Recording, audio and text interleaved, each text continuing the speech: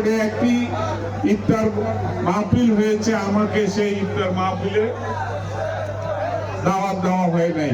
আমি কিন্তু আমার ভাই মোবাশ্বের আলমকে দাওয়াত দিয়েছি, আজকে উনি আসেন নাই এবং আমাকে কোনো মেসেজও দেন নাই যে উনি আসতে পারবেন না বা আসবেন না।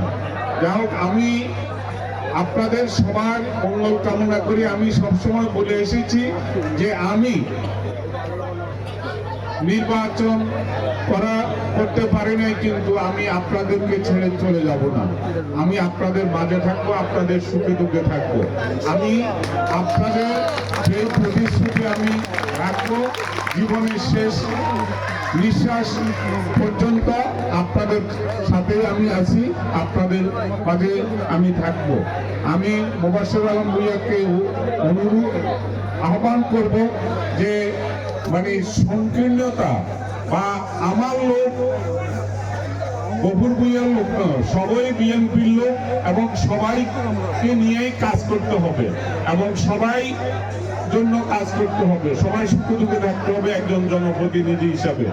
আমার এখনো আমি আপনাদের সামনে বলছি, ইনশাল্লাহ আমি চাই মিলেমিশে এলাকার উন্নয়ন, আমার নাঙ্গলকোটের উন্নয়ন এবং লালমাইয়ের উন্নয়ন, এই উন্নয়নের জন্য আমি সহযোগিতা দিয়ে যাব, সহযোগিতা করব, এই প্রতিশ্রুতি দিচ্ছি আপনাদেরকে।